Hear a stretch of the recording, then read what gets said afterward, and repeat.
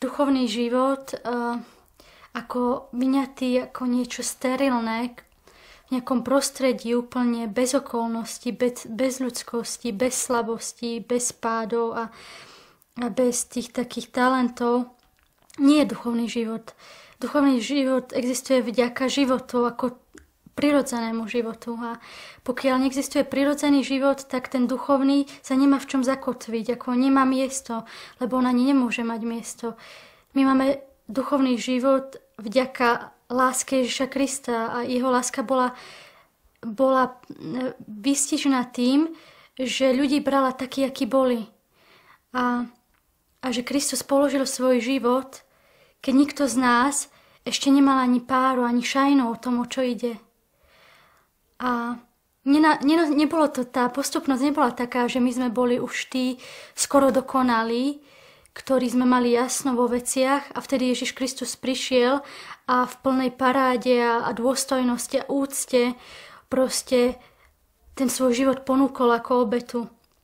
On zomrel ako v mysliach mnohých Židov v tedajšej doby ako Bohom prekliatý človek, ktorý bol vyvrhalom spoločnosti a stalo mu to za to. Tento náš prirodzený život mu stál za to, aby zaplatil to najväčšie, čo človek môže zaplatiť, a to svoj vlastný život.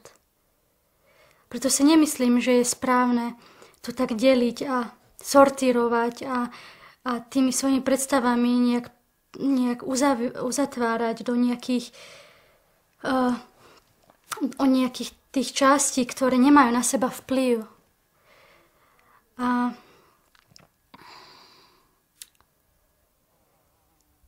som už spomínala, že veľmi pred pár rokmi som proste čítala Tomáša Akvinského a tam mi veľmi utkvelo práve ten jeho dôraz, ktorý on dáva na prirodzenosť, ako na takú úrodnú pôdu pre milosť. A mne sa to zdalo také úplne nádherné, že Boh proste je v tomto smere, a teraz to nechcem, aby to vyznelo hlúpo, ale taký pohodiak, že Boh si môže dovoliť uchovať si tú svoju dôstojnosť a tú veľkosť, pretože ho nemáme čím prekvapiť. Pretože neexistuje nič, žiadna situácia, žiadna naša reakcia z prirodzeného života, ktorú by on už dopredu proste nevedel na ňu odpoveď, a preto si myslím, že o čo prirodzenejší človek je, o to väčšie šance má si nájsť vlastnú cestu. Aj vo svete modlitby alebo vo svete viery v Boha. Myslím, že vo všetkom, čo človek myslí skutočne. Lebo koniec koncov mu nič iné nezostane, ako to jeho vnútro s tým, čo má. A také tie tvárenia sa, že teraz vediem duchovný život, keď vypnem v sebe alebo odsuniem to iné, to nie je vhodné alebo málo dôstojné, si myslím, že je ilúzia, že to neexistuje. A dá sa to proste, je to nálada. Myslím si, že je to náboženská nálada. Ale nemyslím, že to môže ísť hlbšie. Ako to teraz nechcem proste tu niečo všeobecniť, akože samozrejme nikdy nehovor, nikdy, alebo proste sa nemôžem tu dávať také múdrosti. Ale moje presvedčenie aspoň každopádne ide tým smerom, že si prirodzenosť veľmi cením. A mne sa trebárs páči tá situácia v Káne, keď Ježiš Kristus premienia víno.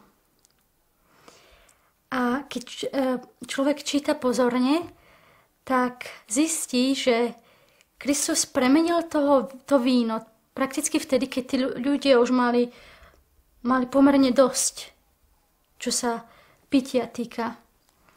Čiže on v tej druhej polovici svadby premenil toho vína toľko, že to nemohli vypiť. Že to neexistuje, aby to tí ľudia zvládli vypiť. A mne sa tá situácia páči preto tak veľmi, lebo si myslím, že tu Kristus ako keby ukazuje to, že sa s nami netrochárči. Že on to vníma, toto všetko a že teraz neoddelil ten život od svojho pôsobenia. Že toto už nie, lebo tu sa popijete na mol a teraz čo to bude zase za morálku potom a tak ďalej.